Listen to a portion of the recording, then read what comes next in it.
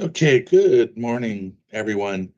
Um, hey, just give me a thumbs up in the chat. Sorry, I just want to make sure because we're streaming to Twitter or to LinkedIn. Sorry, and I know there's a few people over there. Are we good to go? Perfect. Sorry about that. Good morning, everybody. Welcome to MetrixData 360's Optimize Your Cloud Spending Insights and Strategies webinar. I'm Mike Austin, the CEO and founder of MetrixData. For those of you who may not know me, I worked in licensing at Microsoft for about 10 years and have been helping organizations for, I guess, almost the last 15 or 16 years now on license and cost optimization. So I'm an expert in software asset management and FinOps, have a very strong passion about using data to provide business insights, and really heavily focused on license and cost optimization. So when we set up these webinars, we usually ask customers, why they want to join, and there were a number of reasons and things that they wanted to hear about today. But for those of you that are investing in the cloud, it's no surprise that cloud costs are increasing. Year over year spending is increasing, and that comes from a number of things. One is just more putting more workloads. Can't think of the words I want to use today. Putting more workloads in the cloud. But there are also other reasons. There's price increases coming from the cloud providers. There's been currency adjustments like over the last 12, 18 months.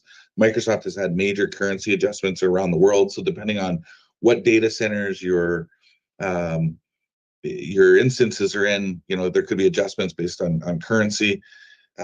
We hear a lot about how you get invoiced for your cloud. Um, your cloud spend is very confusing. I'm probably being generous saying there's thousands of rows of data.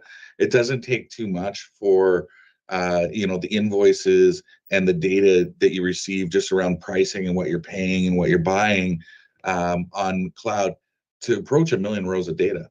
And even just trying to manage some of that inside of Excel spreadsheets is very, very difficult. Obviously, people want to optimize, not just costs, but resources.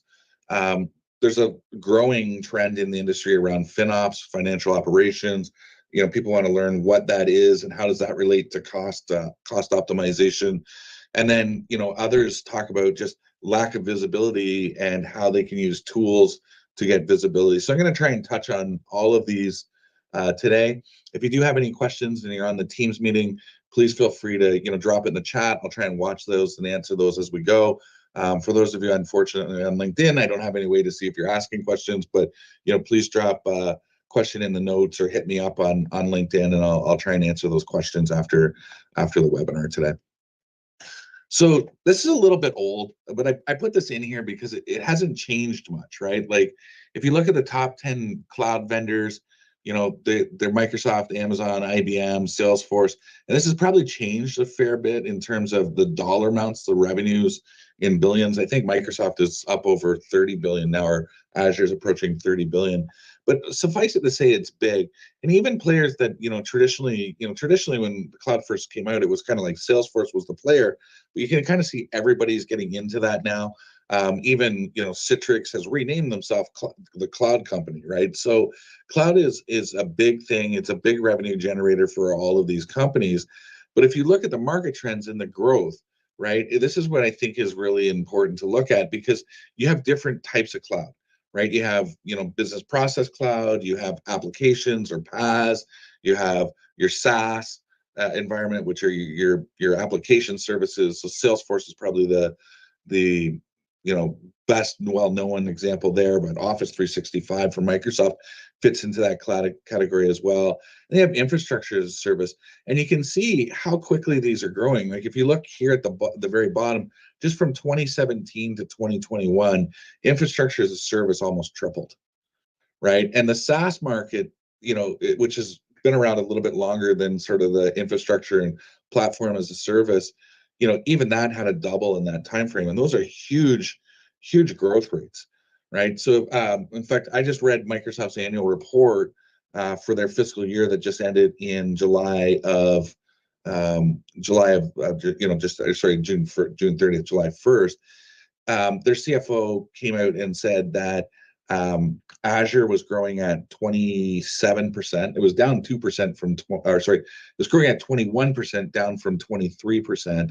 But she's forecasting, Amy Hood, the CFO of Microsoft, is forecasting Azure to grow at 29% in their fiscal year 2025, which just started July 1st, right? So they're still expecting massive growth here, right?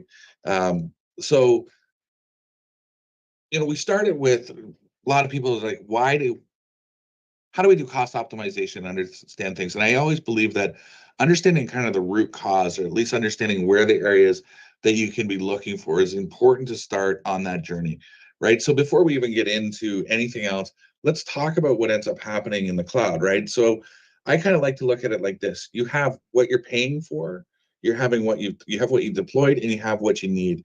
And what you're really trying to get to is that intersection in the three. If I can get to that, that is the utopia where my resources and my costs are optimized. Now, cost may not quite be optimized there, and the reason for that is if you're just paying as pay as you go and you haven't negotiated a deal, maybe you get a little bit better unit economics.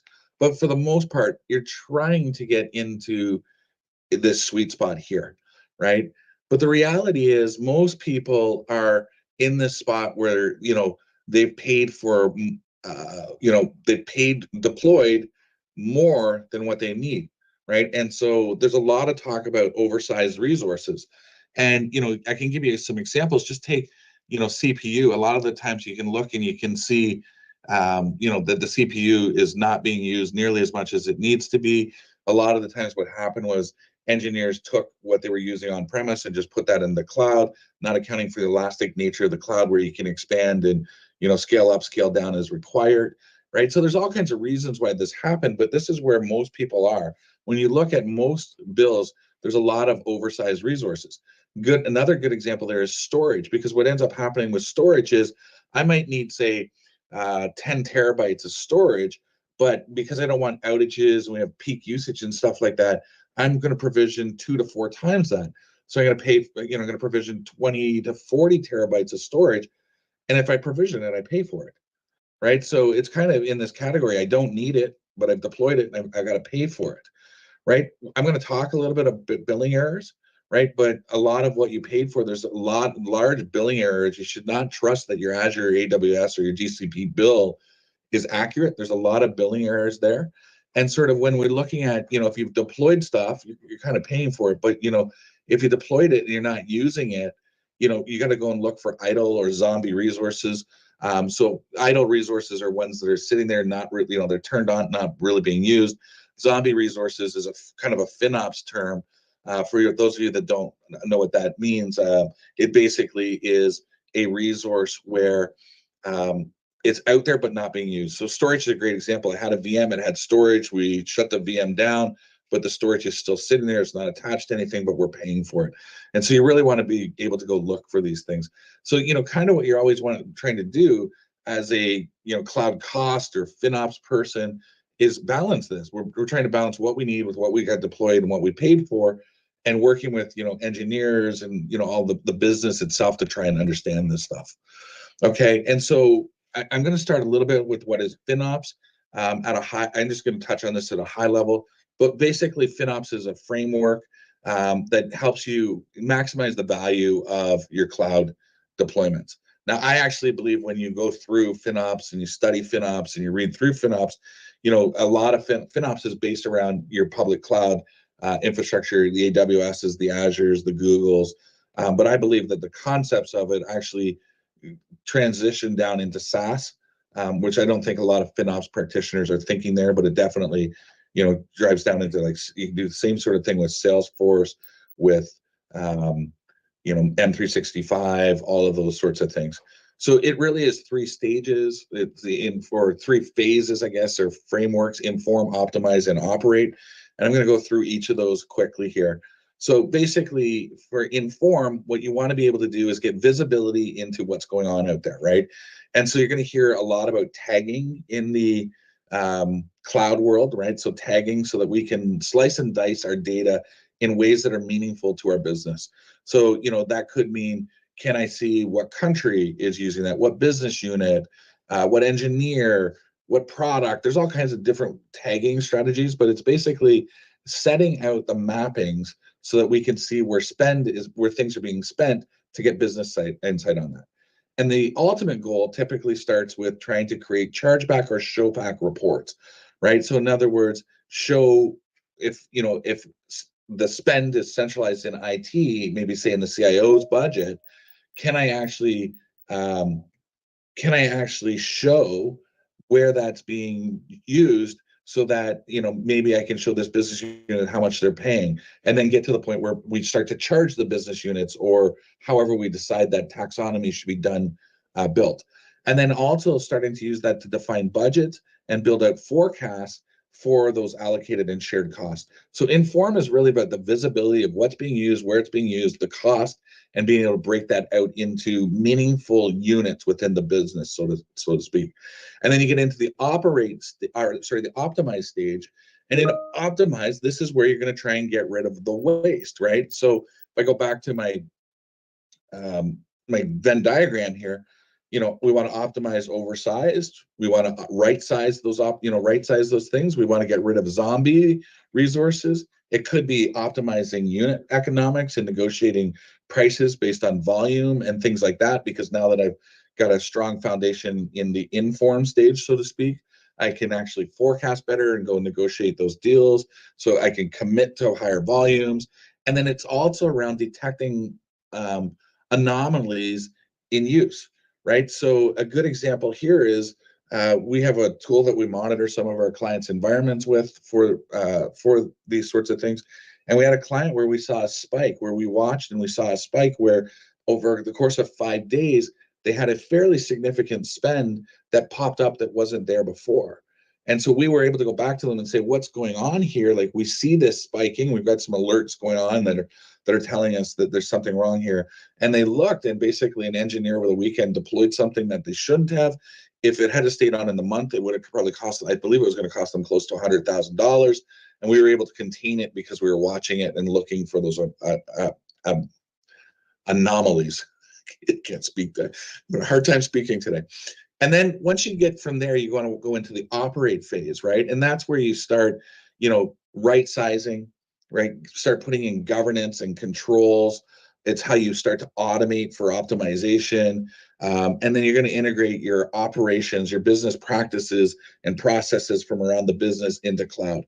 Now, these are kind of the 3 main phases, but as you go through them, you're going to run in, right? And you may be at different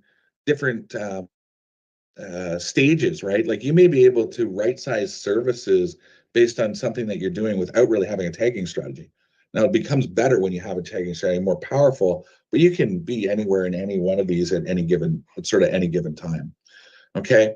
So again, I'm not going to spend a lot of time on these next couple of slides, but again, if I just kind of highlight what is Inform, it's to be able to provide overview of your monthly spend, the categories, look for opportunities within the business, develop the tagging to give you the visibility, improve tagging, because a lot of the times tags were created and there wasn't really a lot of thought put into them, right? And you have set those tags, and you start to try and use them, and you're not getting great information out of them. So you want to improve what you call standard tags. So standard tags, think of those as anytime we spin something up, this set of tags get applied. But you may also want to be able to create custom tags so that you can slice and dice the data even further, right? And that may be, we may want to take, forget about all the dev and test environments. We want to take our production environment, be able to tag that so that we can see what the cost economics are of the product that we have in the cloud that we're selling to our customers, so that we can see if we're, to hit our margins, are we selling it correctly? Those sorts of things. Those are what companies are actually trying to get to, right? And then ultimately get into budgeting, forecasting, doing chargeback and showbacks like we talked about.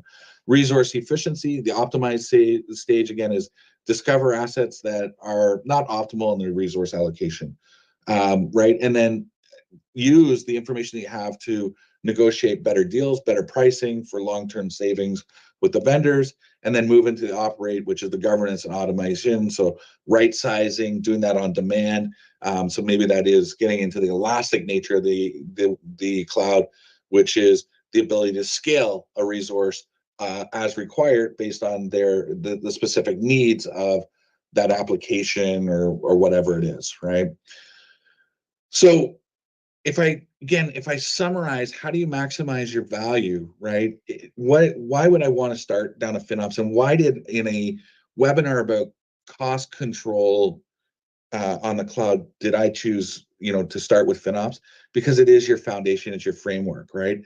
If you start just even starting to learn little things like even tagging to get some visibility, you'll be shocked at what you can find, and you can get real quick wins with good data quality, right? And then that allows you to start forecasting, start understanding cost better, start looking at optimizing storage. We're going to talk a little bit about that here a little later.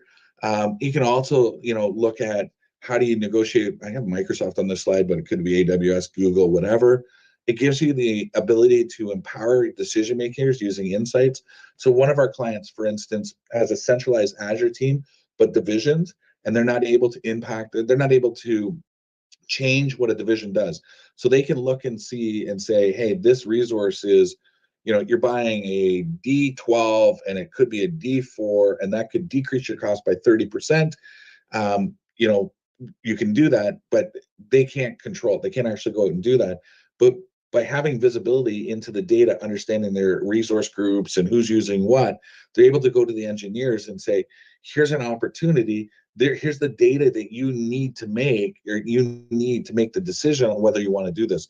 Because a lot of the times, you can run reports in the, AWS tools or Azure tools or Google tools. They all have these cost optimization tools, and it's not very deep, and it doesn't provide the data. So a lot of times these guys will see and go, yeah, I see it, but I don't believe it, I don't trust it. So you want to make sure you have that data to do that, right?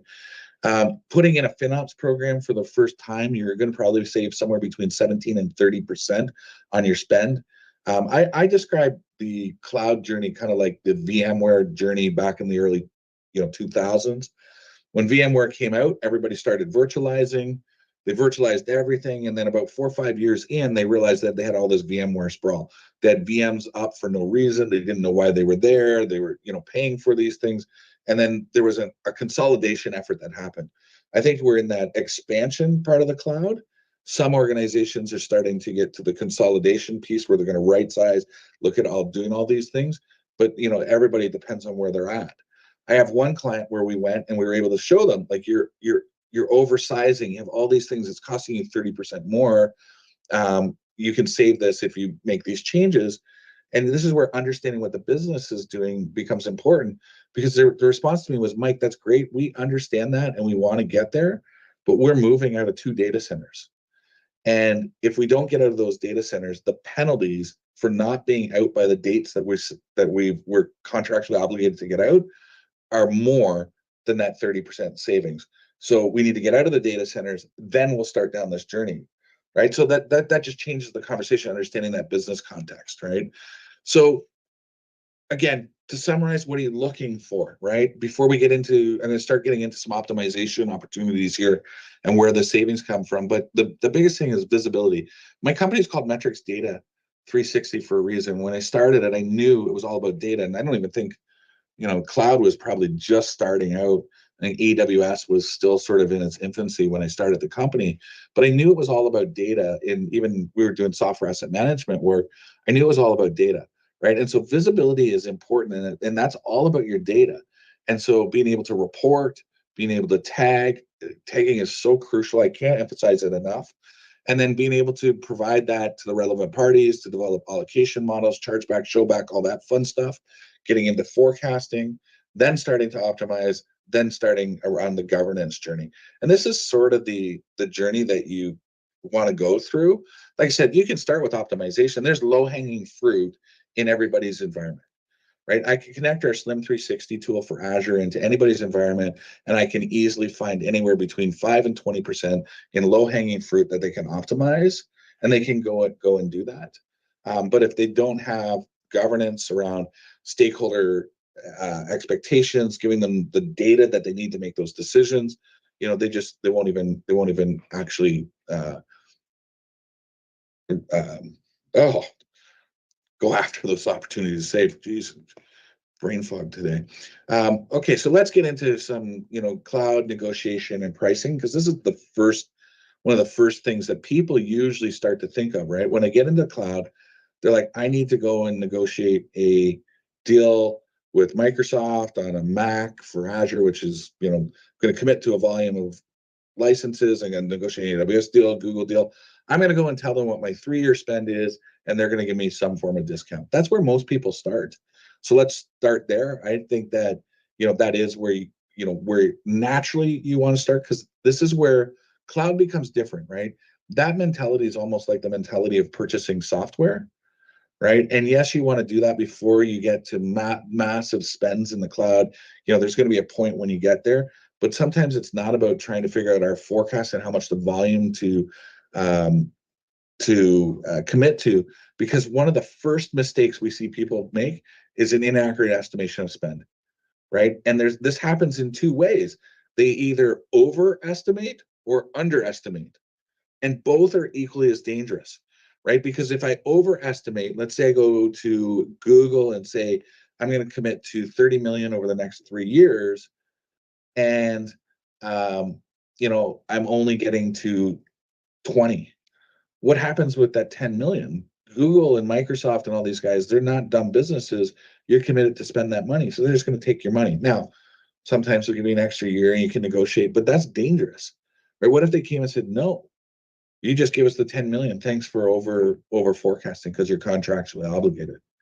Now, if you underestimate, let's say in this case, same deal, I forecast 30 million over 3 years, but we end up, run rating to 60 million. Did I leave money on the table? Right? Was there more discount if I had to negotiate a 60 versus a $30 million deal? Theoretically, we're going to say yes. But there's all kinds of other things in there as well, right? And so it can happen both ways. And then what ends up happening, especially when we overestimate, like I have a client where we're like, you can optimize. They're like, hey, we're not even going to hit our Mac. We don't like, why would we reduce? Right. So now they got unused resources, they're wasting money. When they get through that, like if they don't even put a plan in place to correct that, once they kind of get out of the mess that they're in, it's just going to run rate at that moving forward. Right. So this is probably the hardest part. Everybody's trying to figure out, how do we forecast? And I can tell you 90% of it is this, right? That's how people are forecasting. And it's very dangerous. Um, the other thing is, like, and I just touched on this a little bit already, is they don't understand the the unique purchasing nature of the cloud. We're caught in that mentality still of hardware and software purchases, but the cloud is not the same, right? It's not like going out and buying a O365 service from Microsoft. There's not one size fit all bundling that happens inside the cloud. It's different for everybody, right? So how do we manage that? How do we manage OpEx versus CapEx? All of those sorts of things that end up happening, right? It's not like when I can go, estimating hardware is easy. Like when we had a project, if we had to do, let's say, an SAP build out, we would build our architecture, we would know how many servers, how much storage, all that we need. And we would go out to our vendors and say, I need the best price on this, right? And we could go to Dell and HP and whoever, and go and put them up against each other so that we could get a better price. It's not the way the cloud works, right? And so we're still stuck in that sort of way of thinking, and it causes all kinds of problems, right? The other thing that we see is overlooking the non-cloud related cost, right? So a lot of the times people understand that there's a migration cost. A lot of the times the cloud providers will provide funding to sort of offset some of that, but a lot of the times people will be like, I estimated it was $1 million, it ended up being three, right? So they still struggle with understanding it, understanding the nuances of it, all the architectural changes that are required. A big one is, a lot of the times they do not have staff that are, call it cloud illiterate, right? They're used to managing on-premise stuff. I heard somebody say storage is storage. Yeah, storage is storage, but it's different in the cloud than it is on-premise.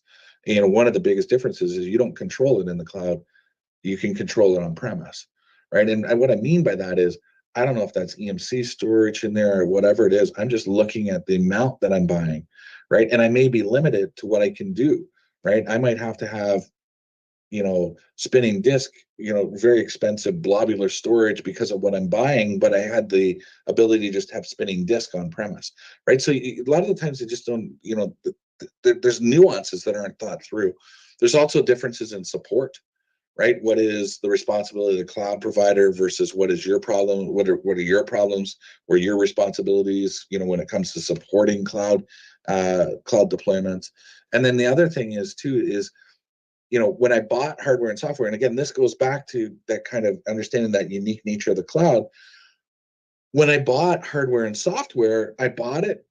I had, hardware. I own it. I can, kind of figure out I'm going to run it for 5 years or whatever it is. I know what it is.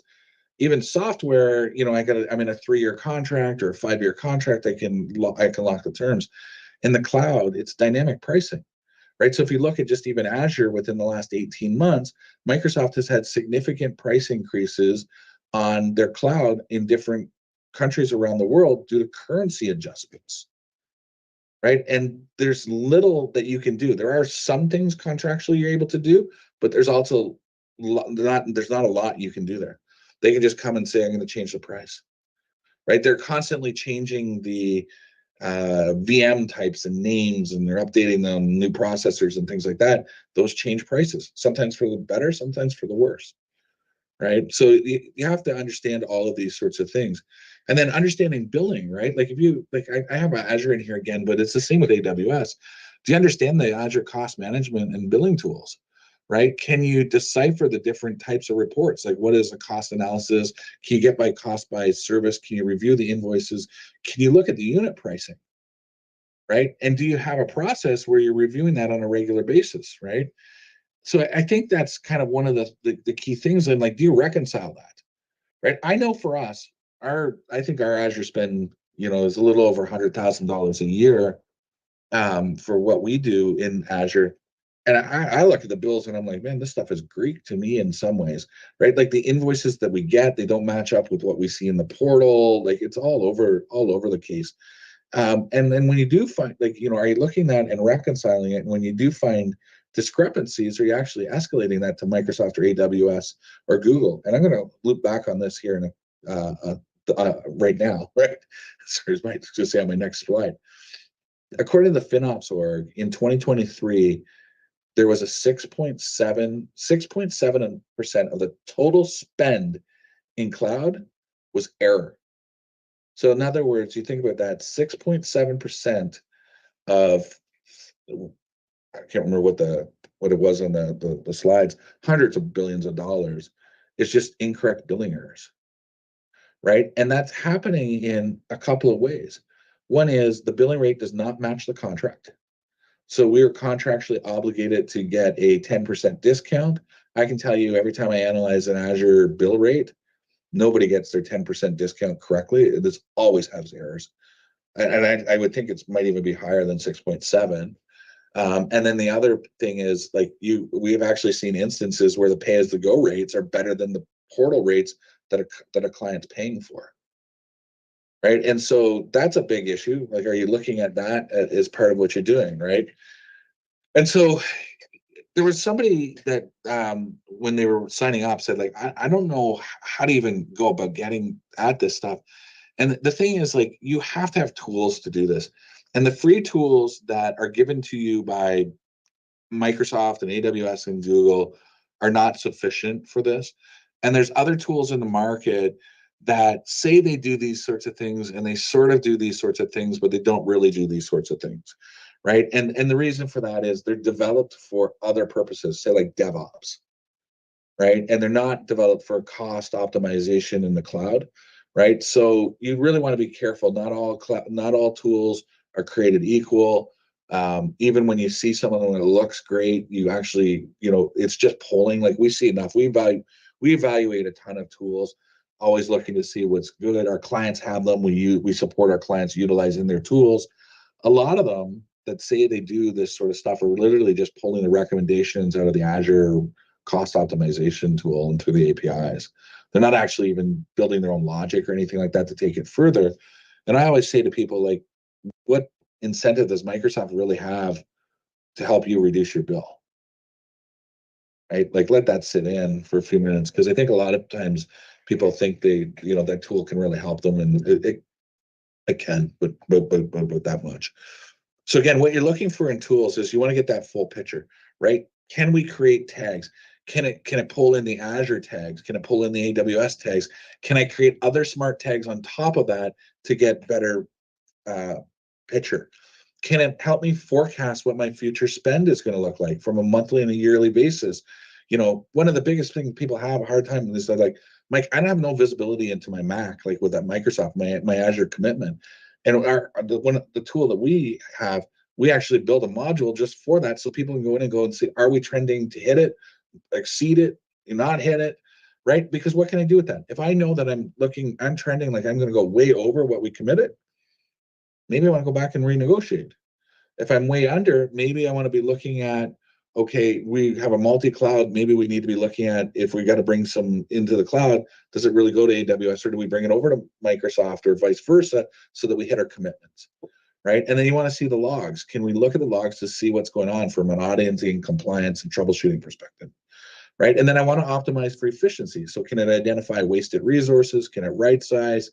Can I track the performance? All of that sort of stuff. And then can I unlock cloud savings? Right. So in other words, is it going to enable me to make good decisions on things like reserved instances versus pay as you go? Right. Is it going to help me eliminate those zombie benefits? Am I able in a Microsoft world to utilize hybrid benefits, not to pay for licenses? If I'm in other clouds and it's Microsoft, can I do BYOL? Even in Microsoft, should I be looking at Red Hat BYOL? Right? There's all kinds of different scenarios here. Again, I'm not going to go into the details on that stuff today, but I want to be able to know that. Can it help me provision UAT, dev, test services versus production? Right? Because, you know, most of the time, a dev instance is cheaper than a production instance in these public clouds. We see so many dev and test instances being paid for as production subscriptions, right? So can you identify that, right? So those are a couple of, that's kind of the high level of what we're trying to do, right? And this is what FinOps is. This is about how you get into cost optimization. Now I'm going to drive into a couple of very specific examples and areas of where you can save money. Because I think that was one of the promises that we made for this webinar, right? So one of the first thing I want to talk about is storage optimization in the cloud through a technology called Lucidity that we've partnered with. What Lucidity storage optimization is, there's a lot of words on this slide, and I'm going to try and explain this in a simple manner, right? It is basically an auto scaler for storage. It's the only one that I've seen in the industry that does this. And basically what it does is it's got a little agent that sits on your VMs and looks at the storage and scales it up and scales it down as required, right? So at the beginning, I talked about where one of the waste areas is in storage, right? And we're seeing anywhere from the ability to reduce storage 50 to 80% sometimes. Probably on the low end about 20 or 30%, but we've seen it as high as 80% reduction in storage, right? And I know this doesn't show up great on this slide here, but I'm going to try and explain this here. Is you've got a graph that says this, up and down like this, and this is our store is the actual use, and then a line that goes like this that shows the storage that's been provisioned, right? So what ends up happening is in here, I don't know if you can see that. Is there a highlighter? How do I put that on?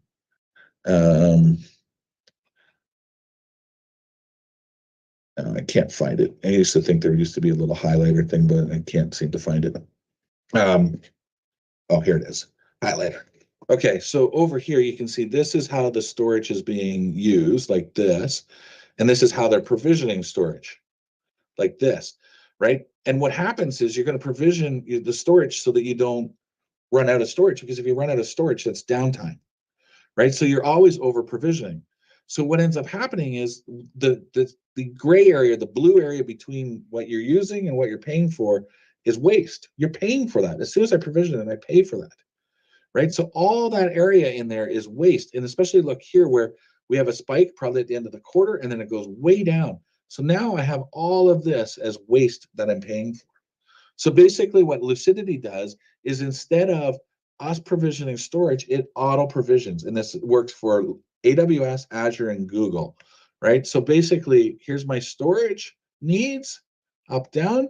Here's my Lucidity AI autoscaler, making sure that I don't have that waste. So basically what I do is I say, I want to have about a 20% overhead, or I can set it to like, I want to have 100 gigabytes of overhead, whatever it is, wherever we are comfortable, we set that. And basically as our storage requirements go up and down, Lucidity takes it up and down. And what that means is all of this in here, for instance, this period in here, where I'm overpaying by 80% because I got 8 times as much storage provision that I'm using, I'm not paying for because I've gotten rid of it through this auto scaling technology. Okay, now we call it a no ops tool. And the reason is typically what ends up happening is when we're looking at storage, what happens is you've got DevOps and then you got performance. You got tools monitoring performance. So you got a DevOps tool, you got tools monitoring the performance, as well as the availability of the cloud, right? So what ends up happening is if I want to provision storage, I've got 4 touch points. I got my availability, I got my monitor, I got my performance, and I've got my DevOps tool that I have to go in and actually make changes in to manage the disk. And if I want to shrink disk, right? So if I want to shrink, if I provision here and knew I only needed it and wanted to shrink it, I have to have downtime of at least 4 hours just per terabyte to shrink. So most companies aren't going to do that, right? They're not going to turn down production, especially to do that, right? And then I've got latency issues and things like that. Now, if I'm over provisioning, I have a downtime because if I run out of storage, I get downtime as well, right? So Lucidity gets rid of that. I don't have to have all these manual points because Lucidity is taking care of it. It's seamlessly shrinking it with no downtime. It expands in under 60 seconds or under 30 seconds, sorry, and it's dynamic auto scaling, so there's no gap there, right? And it actually improves IOPS and a few other things for those of you that want to get into some of the technical stuff, right? So what this really means is this was a fairly large customer. That this should be an M here, not a B. But anyways, they were spending 1.5 million per year on storage. And we went in and did an analysis with them, and we're able to actually reduce it by 60% to somewhere between 750 and a billion, or sorry, and $1 million, right? And in order for them to have done that, because of all of this overhead that's here, they were able to take what would have been 100 days of FTE effort and just do that in 2 hours. Now they had mitigation of risk every quarter for downtime. You know, you can imagine what that costs, revenue loss. You know, think about it. It's our booking site for, you know, I don't know, we're an airline. It's our booking site. It goes down because we run out of storage. Like that is something that you do not want. And then, you know, on the sort of plus side is it actually reduces the amount of CO2. So if anybody's got some environmental or green goals or sustainability goals, this tool helps because I'm not over provisioning disk, which is one of the leading causes of CO2 inside of the data centers. So we offer, for those of you that may be interested, just reach out. Like I said, I'm just doing a quick touch on this stuff, but we are seeing anywhere from 20 to 80% reduction here. It works very seamlessly. There's some really good reference customers. American Airlines is one of the top ones that are using it. And you know, we have a process that we go through to help people understand it. We start with what we call a storage audit, which basically we're going to go out and we're going to take a look at what disk you have, how much you're using, how much is over provision, and come back and basically say, hey, here's what you're paying for storage. Here's how much we can impact, because it's not all storage. Like in Microsoft, it's only managed disk. Here's how much you're paying. Here's how much we can impact. This would be what the ROI is, including the cost of the technology. And then if you're interested in that, because the report comes back and says, hey, this makes sense to me, then, we can move to a POV where we deploy it on, a handful, 2 to 3 VMs in the dev environment, show you how it gets onboarded. Let's show it in action. Allow your dev teams or your engineering teams to basically go through all the scenarios. What if it fails? What if this? All those sorts of things to show that it works. Show that it can be offboarded, And then if that makes sense, then move it into production and start saving money. The thing I really love about this technology is even in this POV, you're going to save money because as soon as we start reducing that disk on those 2 to 3 VMs, you're saving money, right? But you put it in production, the minute it goes live, give it about 5 minutes later, your storage is reduced and you're saving money. You're not paying for it. Like it's got basically, for all intents and purposes, an instant ROI. And this is just an example, right? So here's an example of a customer. They had 30% disk utilization before we went in. They're now at 75%.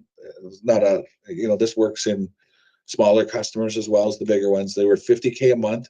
We reduced it to 25K a month, which basically meant that their 600,000 a year they were spending went to 300,000. And if you extrapolate that out, the thing is, like, if you look at that out over 5 years, what's going to happen is storage is going to continue to grow.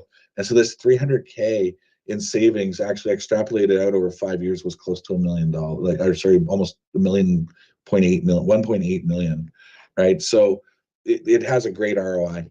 And that's an example of what you can do with data, right? Like if I think about it, if you think through this, storage audit give us data to make the decisions, to show the engineers, we go and test it, show them again that it works, and then you move it forward, okay?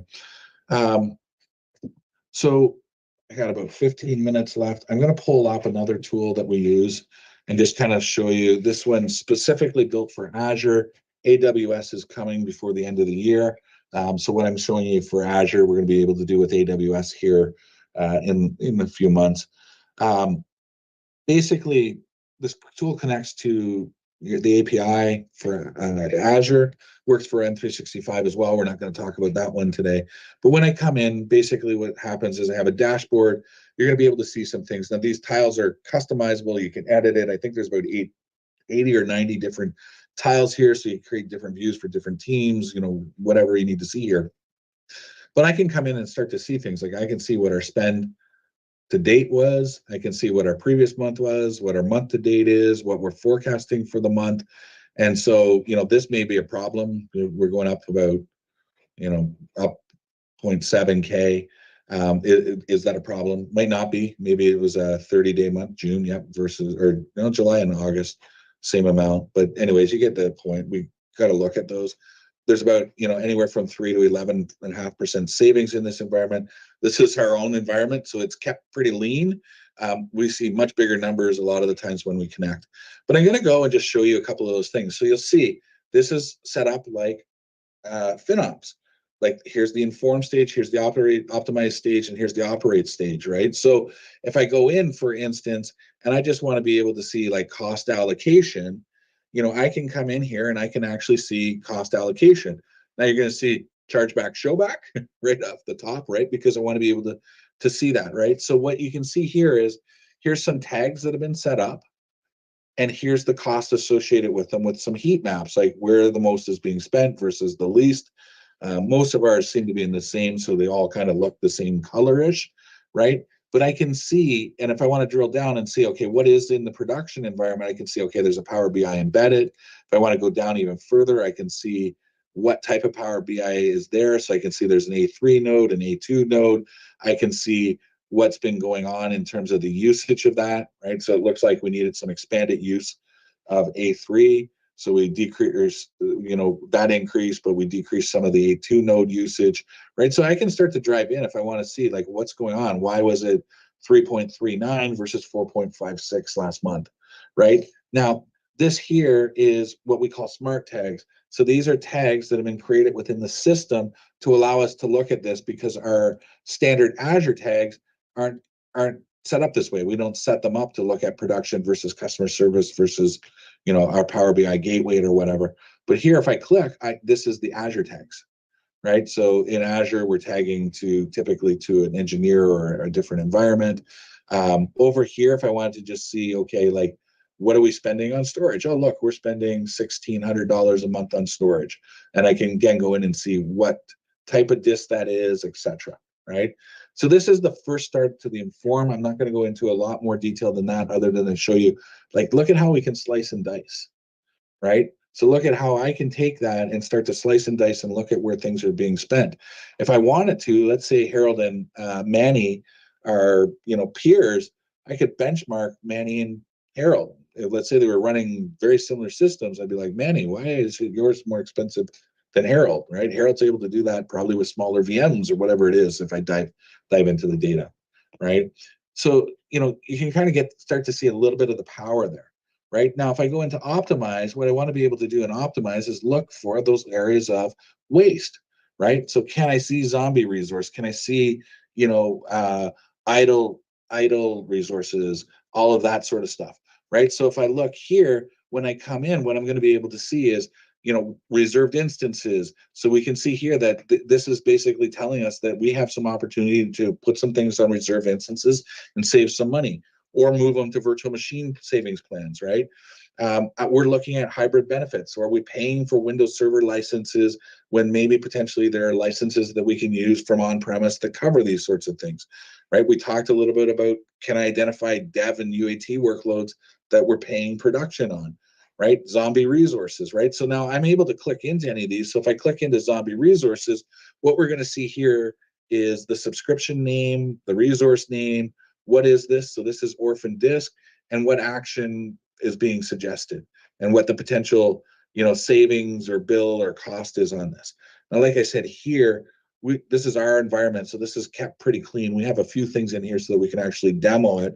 But we went into a large environment, and they're like, we're well, we've got it. We're doing a good job. We've got DevOps and all this. We went in and we found $500,000 a month in zombie storage, right? So in less than, I think it was 48 hours, we basically could save them $6 million, right, by going out and identifying that. And so those are the sorts of things that can happen when you do these sorts of things, right? So if I go in and I look at virtual machine, like at reserved instances, what's it telling me here? So it's telling me that this instance here is not on an RI, and it could potentially be, and how much would we save if we did a 1 year or a 3-year RI, right? And then I also want to be able to do things like look at, what are the flexibility groups? What this means is, in the Microsoft world, I can shift between things that are in the same flexibility group. So I can look and see if that's in the same one and things like that, if I'm doing some comparisons and things like that. Again, I'm not going to spend much more time on this, but you can see I can go in and start looking at all of these different things to figure out what makes sense, right? Like if I want to look at resizing SQL Server, right? So we talked about resizing. Have I over provisioned? So this has the knowledge and the ability to go in and look. Now there's nothing in our environment here because the not having SQL rate can be potentially very expensive.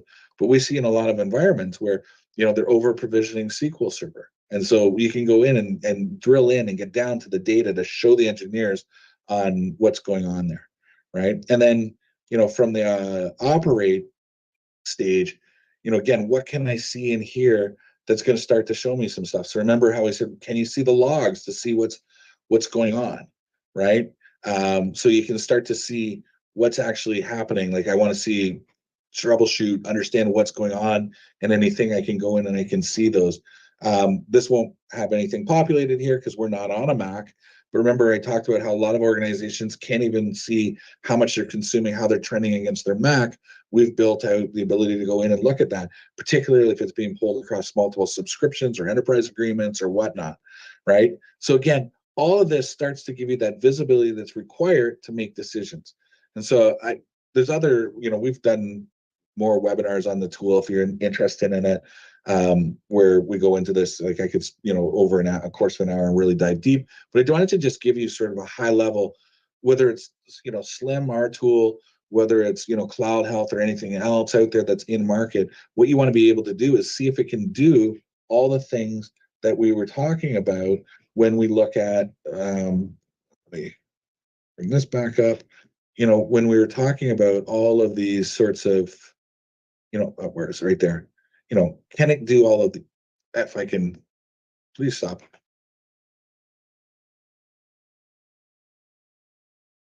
Anyways, why can't I get to that? Anyways, you get the picture. Oh, it's because I have the whatchamacallit on still. right here, right? Does it give me visibility? Can I tag? Can I start to do cost and cost allocations? I didn't show you that, but we definitely can. We can take right down to the resource level and show what the cost is to provide allocation of cost, against those. Can I forecast? Can I do optimization? Does it help me start to do some of my governance stuff? And this is sort of what you're really, really looking for. So I think from there, I've kind of touched on the points that I wanted to get across today. I think one of the last things I'll just say is that if you are interested in understanding any of these sorts of things or concepts, we do have these quick starts, which are anywhere from 30 days to 60 days, where we can come in and help you in any stage of your FinOps journey. So, it's basically take and operationalize what it is that you're doing in FinOps. I'm just going to go back up to here and think of it like this. If you want to set up a tagging strategy, or if you want somebody to come in and review your tagging strategy, or start to look at how can we create chargebacks, show us how that can be done, show us the power of it, we can do a quick start to come in and help you there. We also have an ongoing service where we can just manage that for you or help you manage it. Same with optimize, same with operate, right? So depending on where you are in your journey, we can help with that. And so I think with that, I think that kind of covers what I wanted to get across today. I think I did see a couple of questions that I did answer. So if there's no other questions, thank you for attending. Hopefully this was helpful. And if you have any questions, please feel free to reach out. And you can hit me up at Mike at MetrixData360, METRIX. Hold on, let me just go to the last slide because I think my email is there, but maybe not. Yeah, sorry about that. I'm having all kinds of problems. But Mike, Mike at MetrixData, MEtrixData 360, the number 360.com. Please feel free to give me send me an email, and I'm happy to answer any questions you may have.